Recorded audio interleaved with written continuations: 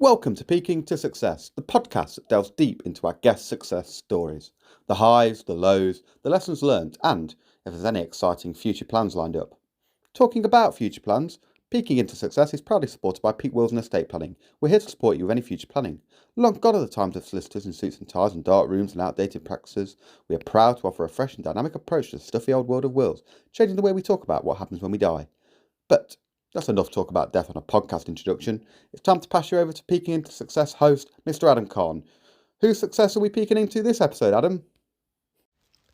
Thanks, Sam. Today we have on Burton Albion and Derbyshire cricket commentator Dave Fletcher. Listen wherever you download your podcasts.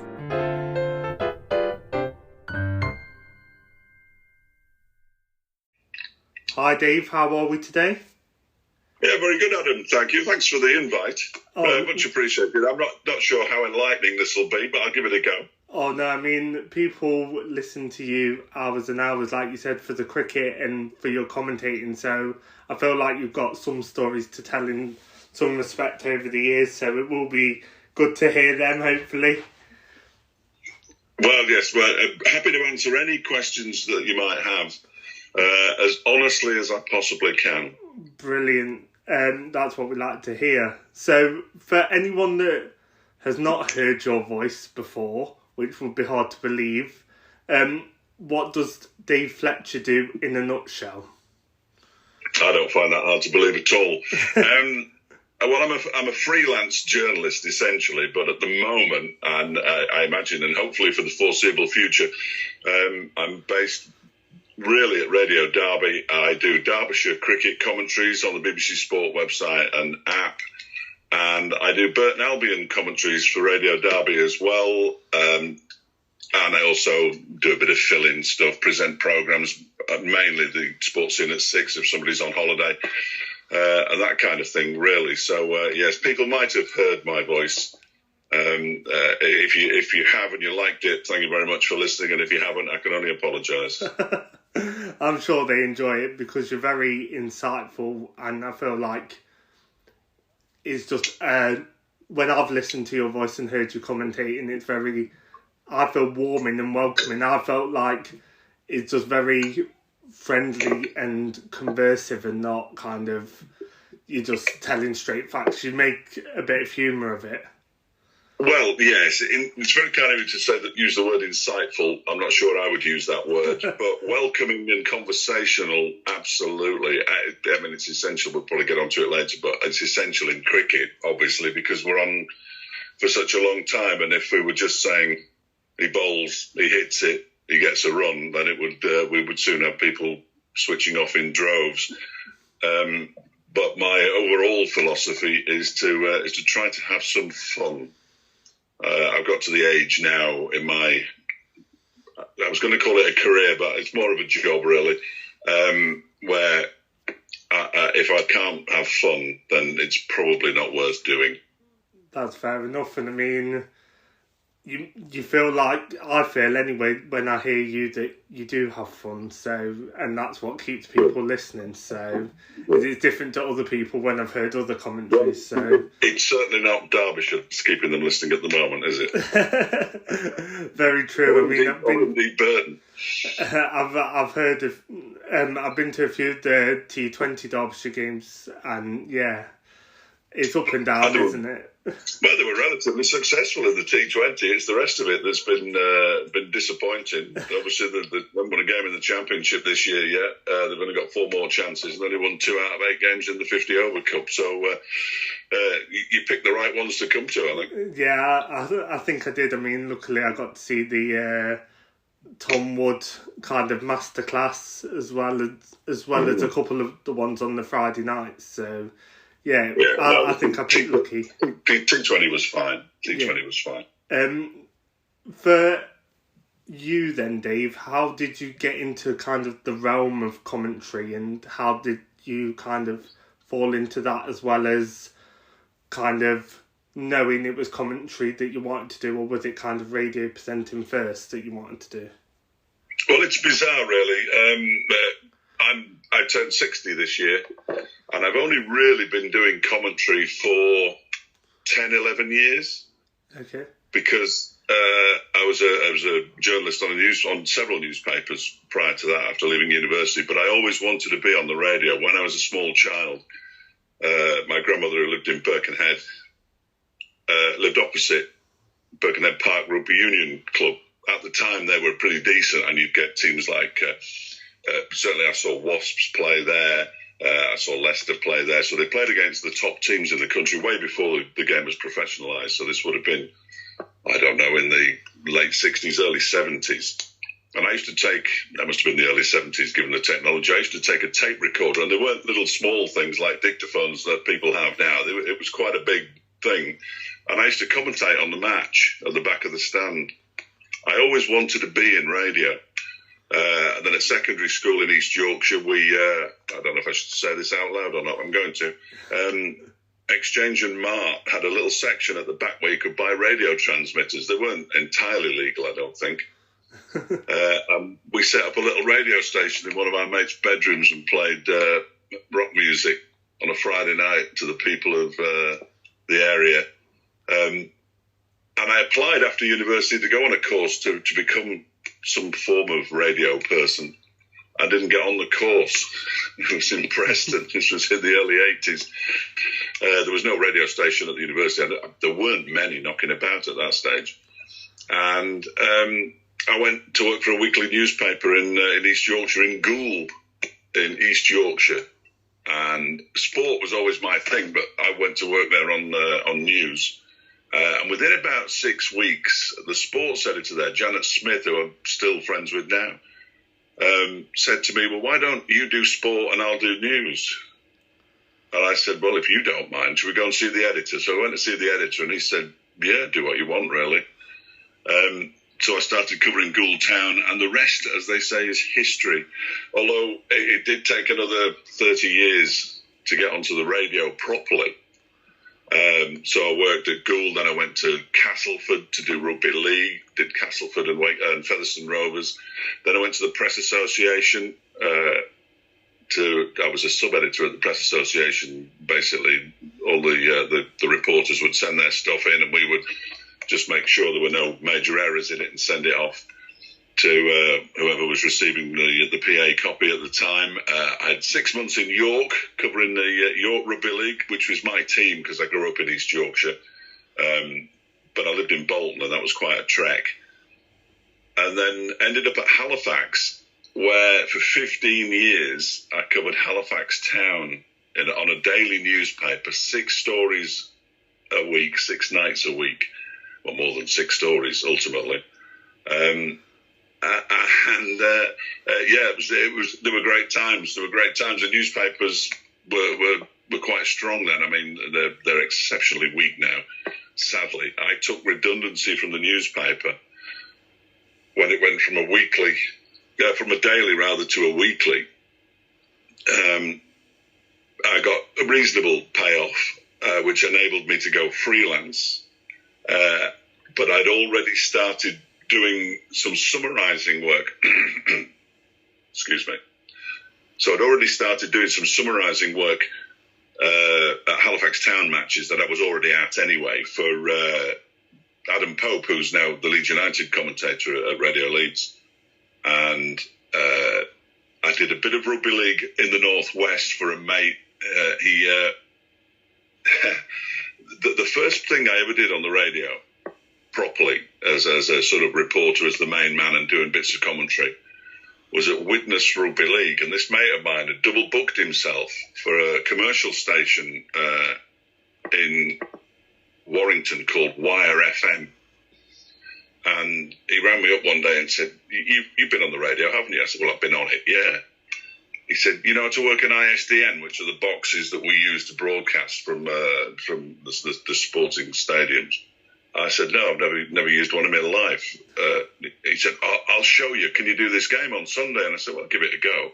And I thought he was going to bring this ISDN box around, but no, he brought me a drawing of an ISDN box and said, you press this button and do that, and you do this. You go and collect it from the radio station, then you get to you plug it in, and off you go. And that was the first time I'd ever done it. And so I've had no formal training in broadcasting at all.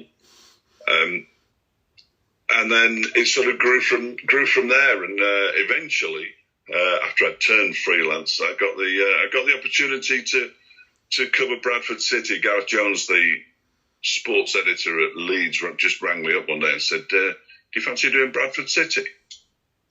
I said, "Yeah, why not?" And it sort of grew from there, really.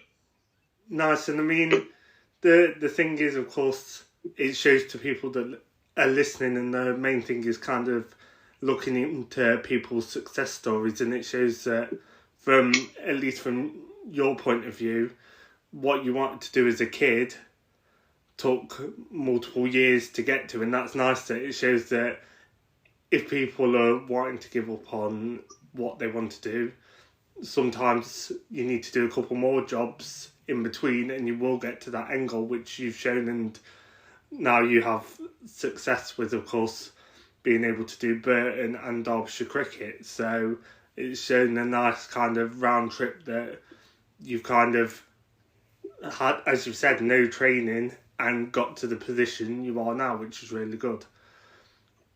Very kind of you again to use the word success. Absolutely. Well,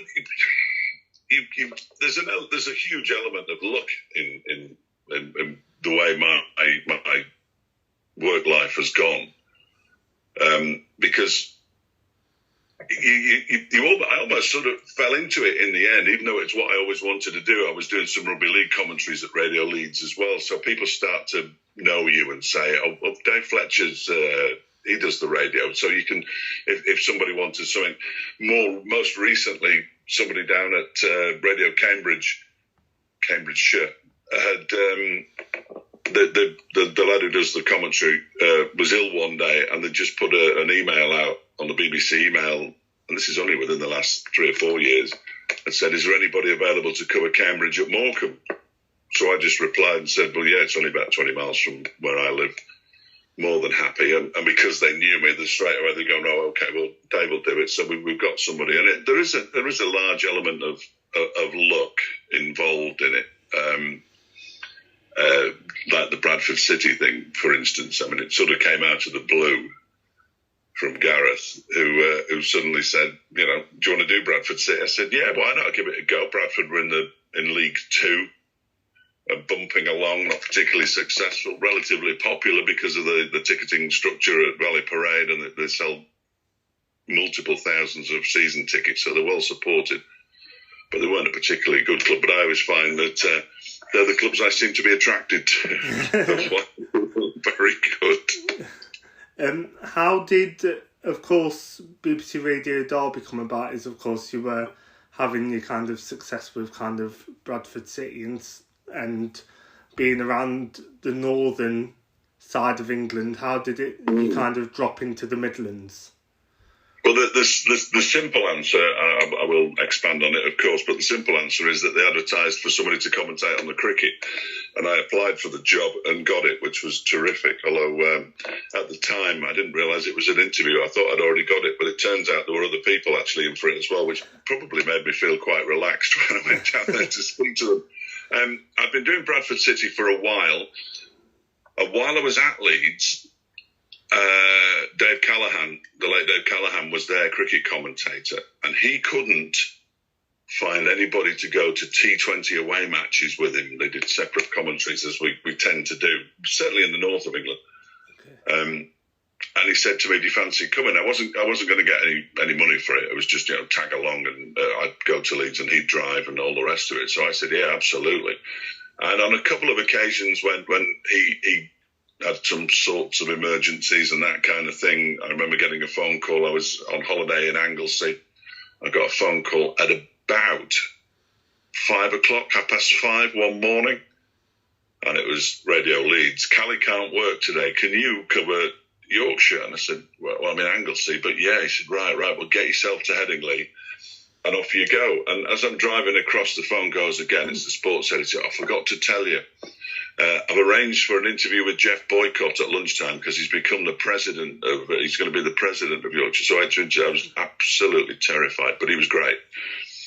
And I went to Scarborough a couple of times to cover for Callie and that kind of thing, which I think helped me ultimately in the went for the job as Derbyshire cricket commentator in the winter of 2015.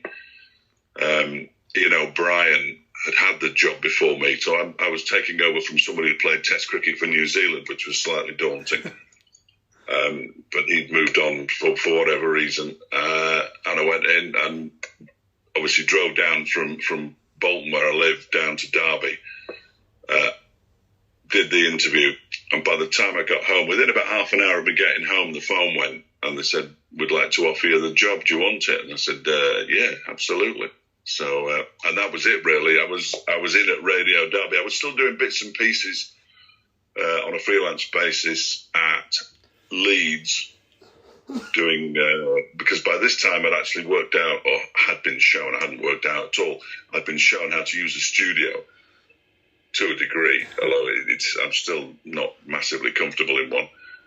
And I'd been asked if I would do some breakfast bulletin, sports bulletin reading. So I said it was Adam Pope again. He was in charge at the time, and I said, "Well, you have to teach me how to use a studio first, Popey."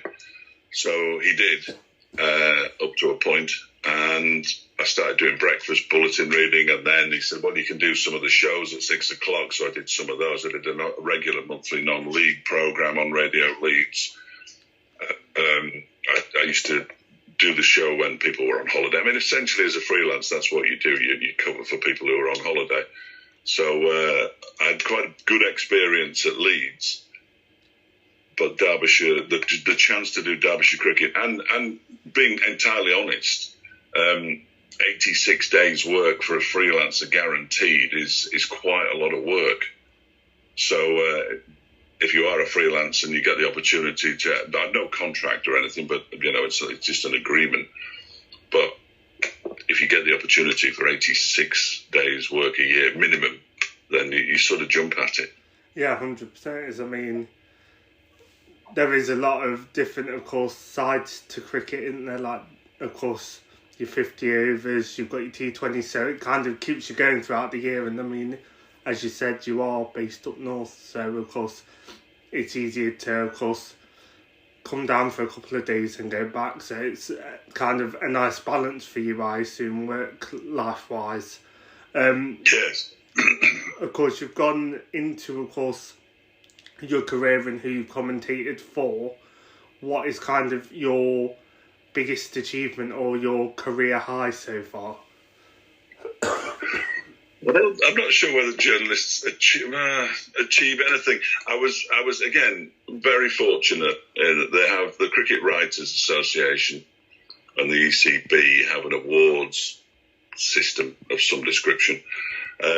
And in 2016, my first year commentating full time on cricket, I won the local radio commentator of the year, named after Christopher Martin Jenkins.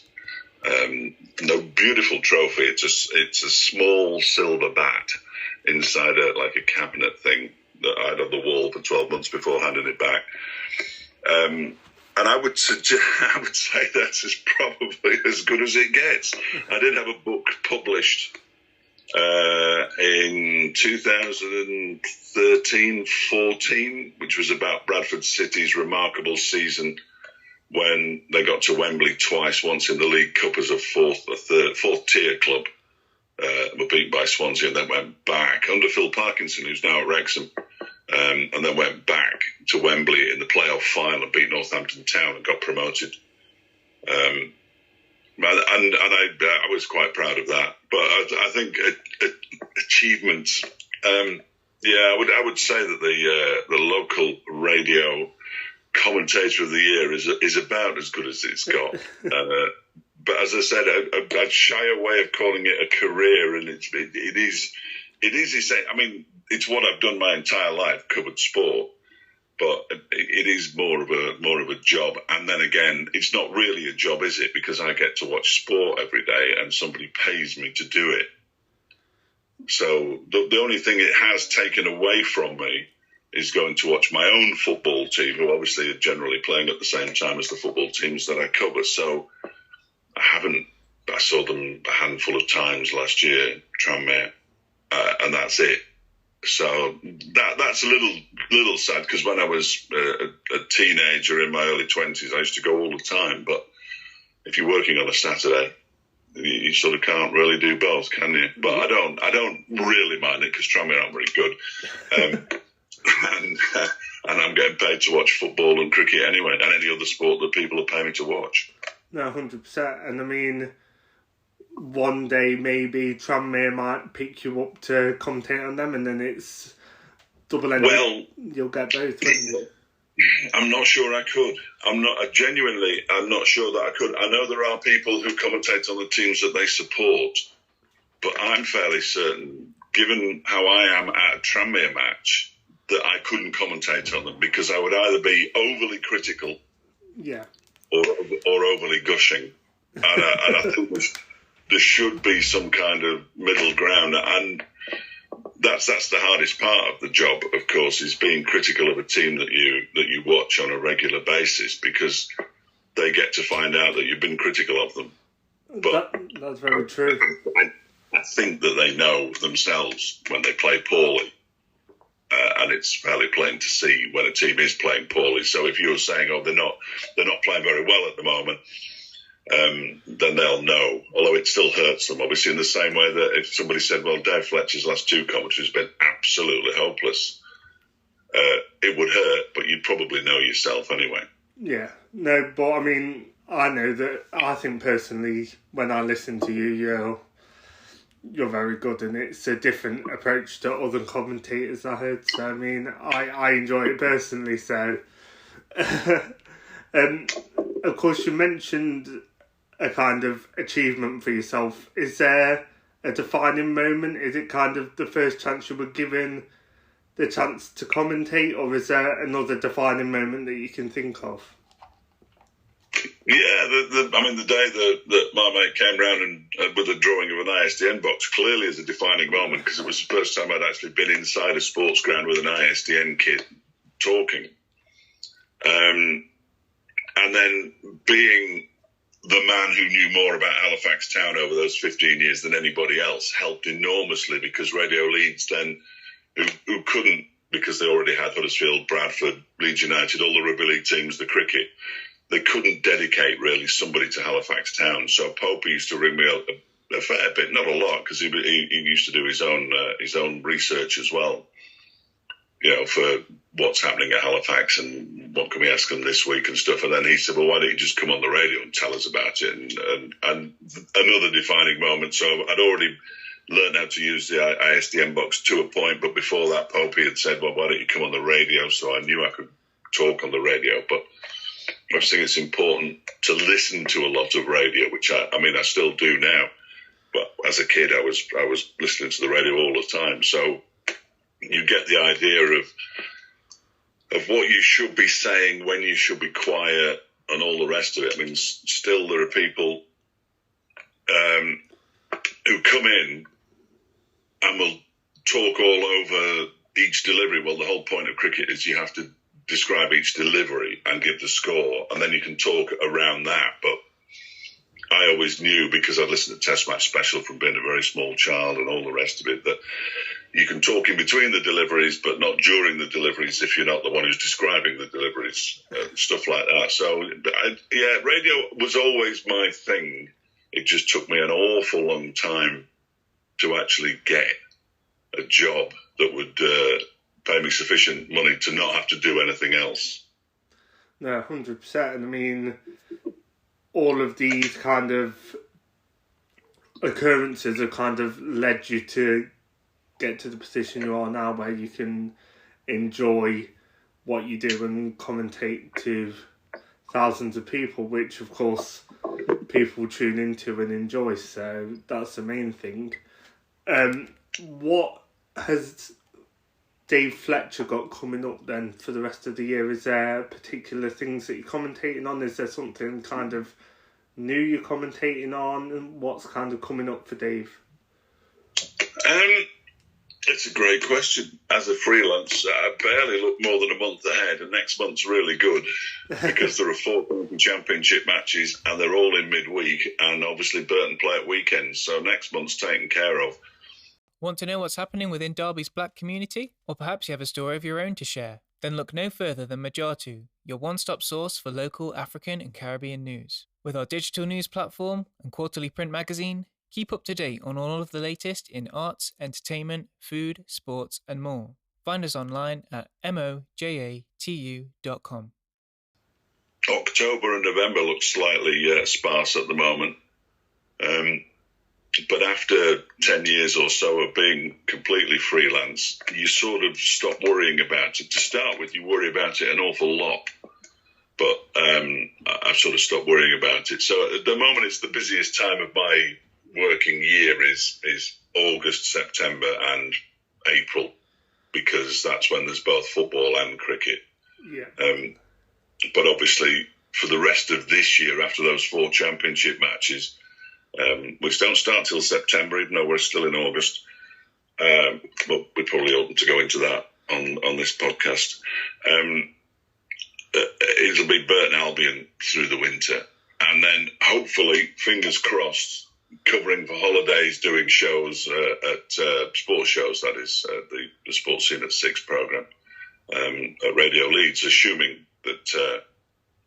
my 2 colleagues there, Dominic Dietrich and Ed Does, do actually have some holidays, so I should be urging them to go away, so I can go in for the odd day here and there.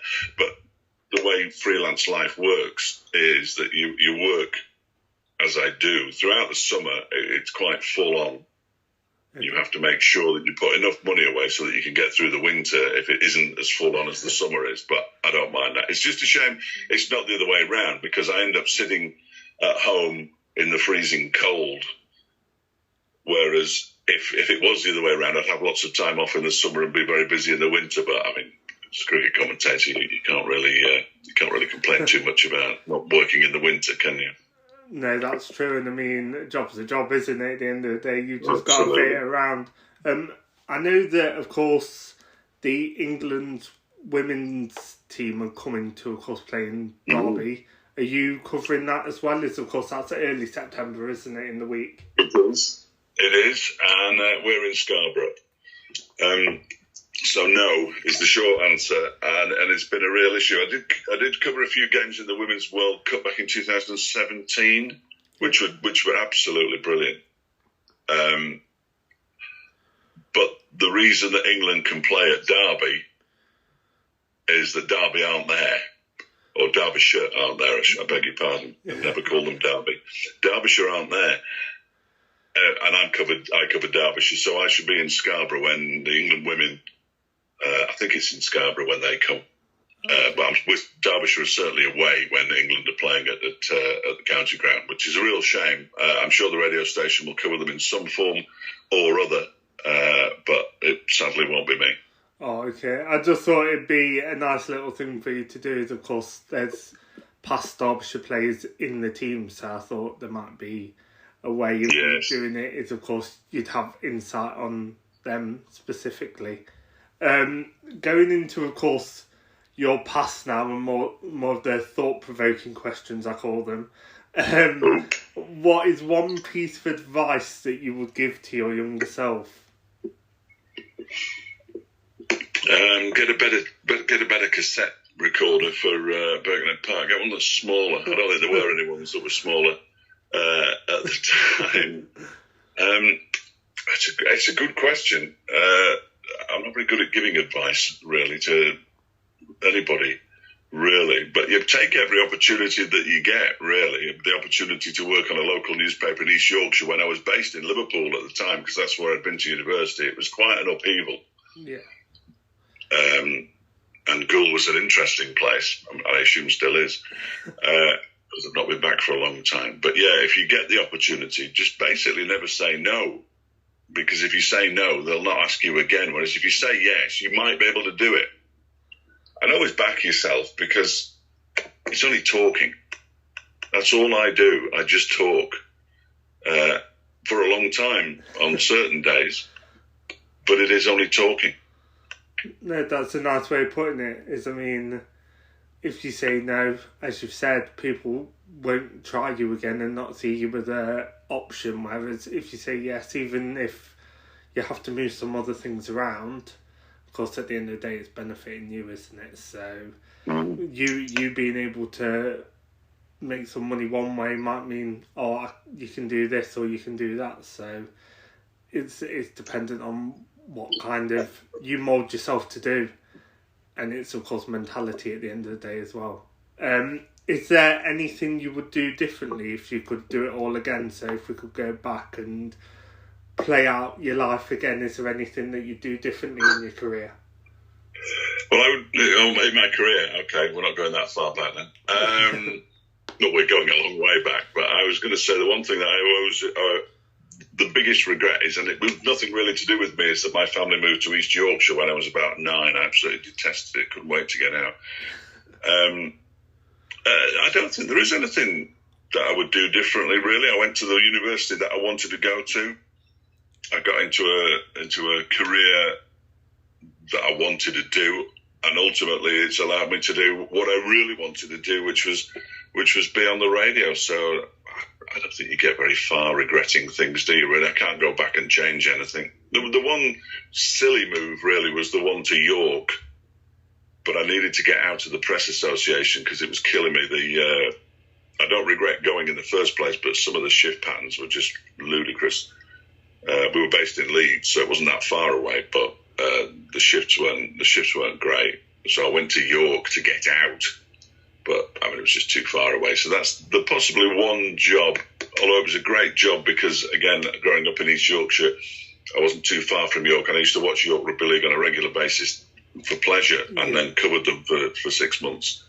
But I'm not one for regrets, really. No, that's good. And I mean, if you don't want to change stuff and don't want to alter it, that means you've had a good run, really, isn't it? Because you've done what you wanted to do. So I always like it when people don't have anything specific to say for that answer, as it means that they've done the right things and they've done what they wanted to do. I've had a good innings.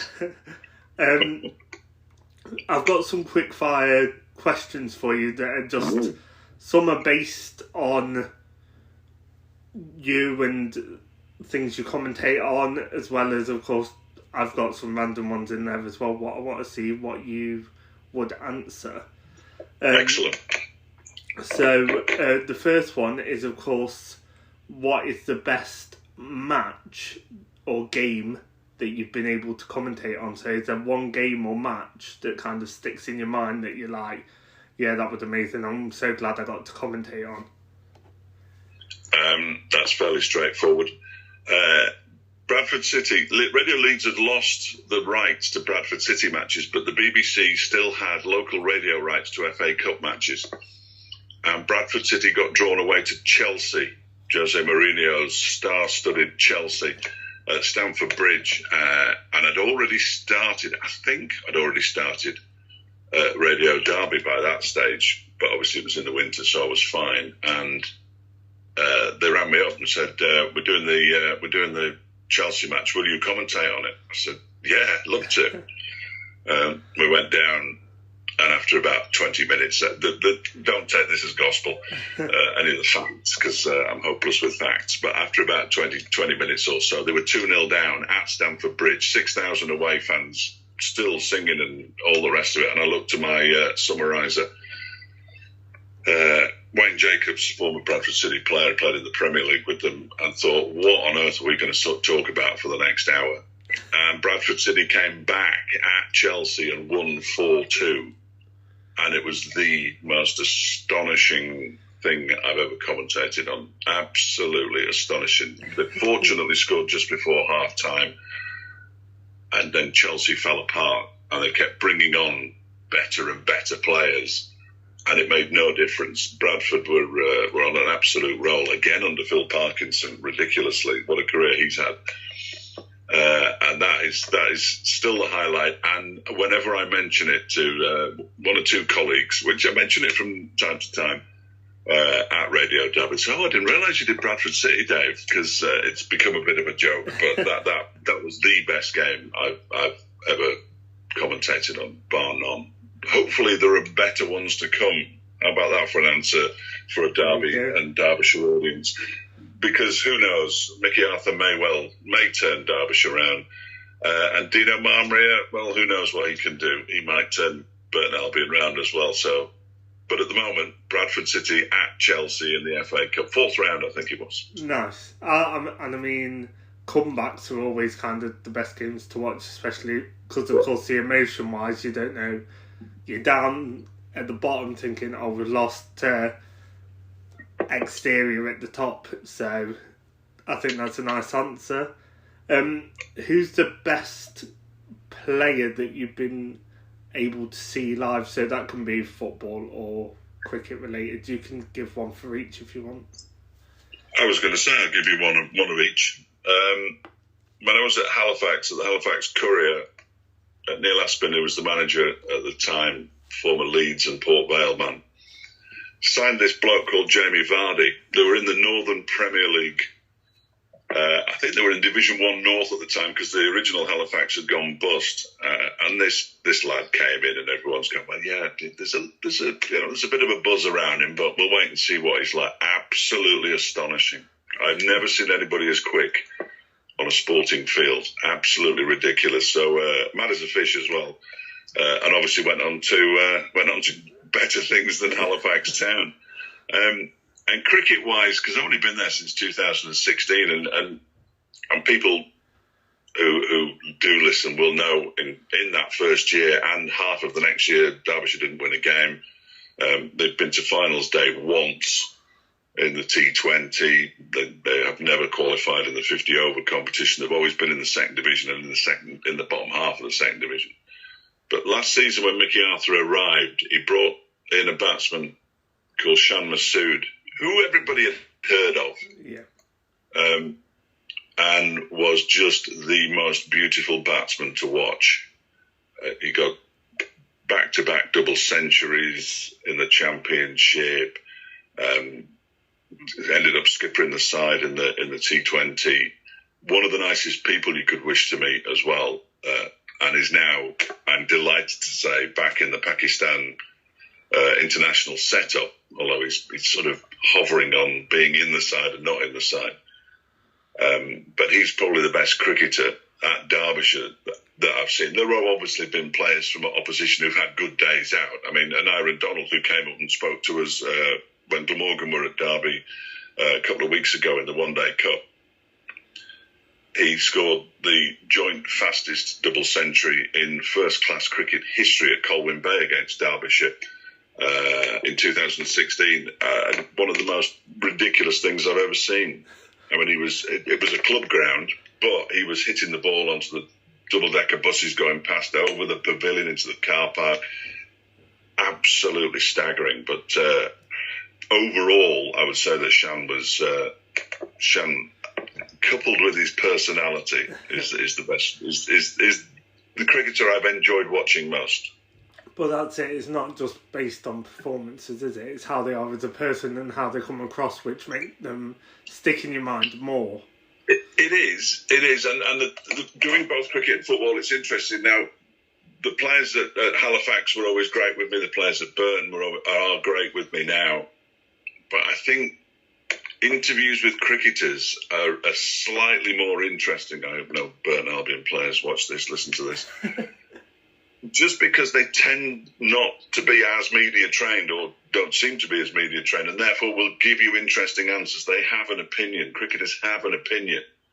And of course, we all saw the report earlier this year. Unfortunately, a lot of them come from well-educated backgrounds, which in footballers' cases isn't always that. Yeah. They're two completely different demographics, footballers and cricketers. And cricketers are, I'm going to say better to interview. That's not right, because there are some very interesting footballers, but you can almost guarantee, speaking to a cricketer, that you'll get a decent interview. Nice. And I mean, trouble now. You can notice, of course, when you go and watch the cricket, like when people shout out comments or hurl abuse at a cricketer, they'll kind of give it back, whereas in football they kind of just zone out and block it out. So I mean, that comes across from when they're playing as well. So they've got more of a kind of personality when it comes to kind of their opinions and being themselves. Of course, you've commentated loads of games with both cricket and football. Is there any memorabilia that you've been able to collect along the way from the clubs that you commentated on that you kind of held and cherished, or not? Not really. No, I'm not a memorabilia man, if I'm entirely honest with you. Again, I think it goes back to the fact that it's the job. I do a job. I don't go and ask them for. I've got no autographs. I've got no shirts. I've got anything really. That's a very simple answer. I don't have much memorabilia in the house at all, really. I like some of the old photographs, but that's more to do with David Griffin, the Derbyshire statistician.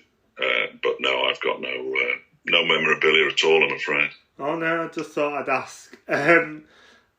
And kind of to round up is, of course, you commentate on Derbyshire, so you've been around Derby before. If you could give a suggestion of like your gem of Derby where you could take one person to go and see around Derby or Derbyshire, is there a particular place that you'd want to show them? Well, as often as I come to Derby, my experiences in Derby city centre are relatively few. I think I've probably only been about 3 times. Okay. It's painful, really. But driving from the northwest down to Derby on a regular basis, if I can, I like to go through the Peak District. So rather than down the M6, so I would take somebody out to the Peak District because it's just stunning, isn't it? I mean, you don't have to drive more than 15 minutes out of Derby, tops, if that, and you're in the middle of nowhere, effectively. Absolutely the middle of nowhere, and it's just stunning. Absolutely stunning. I knew very little about Derby when I took the job. I have to say, I'd never been to the ground. Okay. I don't think I'd even been to the city, if I'm entirely honest. I'd been to Burton with Bradford City, and I always imagined that Burton was in Derbyshire, so they put me right on that one quite quickly.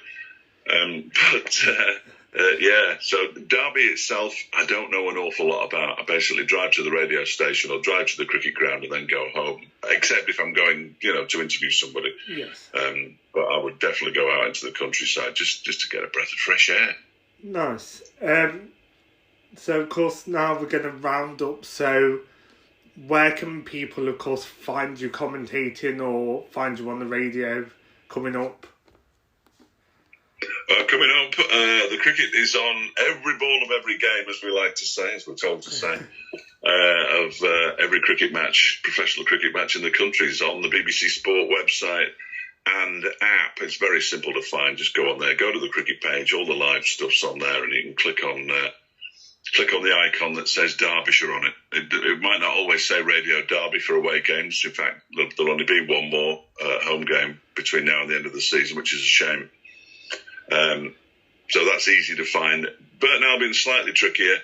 We're on 11:16 a.m. with the Burton Albion commentary. We're on the 2 clubs' websites as well, though. So if you want to watch some pictures from the cricket, our commentaries with that on the Derbyshire Cricket website, and our commentary goes on iFollow, which is interesting because.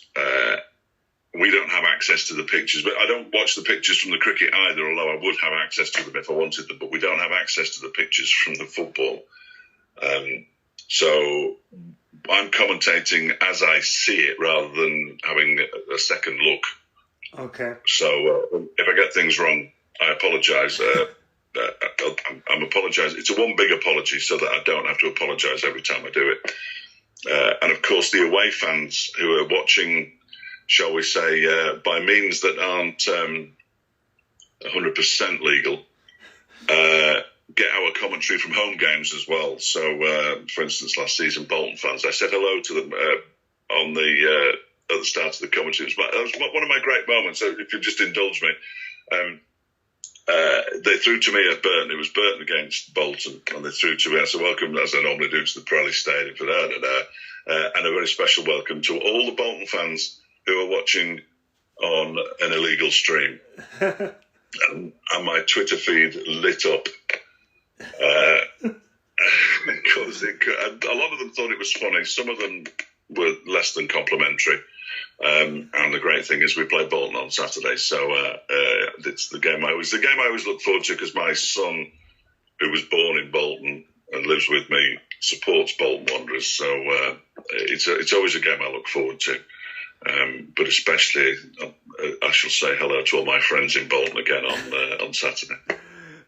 Well, thank you for coming on and kind of sharing your story and answering my questions. It's really nice for someone to come on and be honest and be able to talk the way you can, as it makes my job easier. So thank you for that.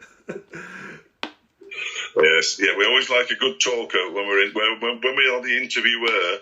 We always like the interviewee to be a good talker. So I appreciate what you're going through. If I'd have just come on and said yes and no, you got yourself a very dull podcast. But no. I don't think I've said anything that I haven't said before, in all honesty, at various points. But it's sort of put it all together, and that's my story. It's exceptionally dull. Worked on newspapers, work on the radio, watch sport. That's the good bit, the really good bit. No, brilliant, and thank you again for coming on. Thanks, Adam.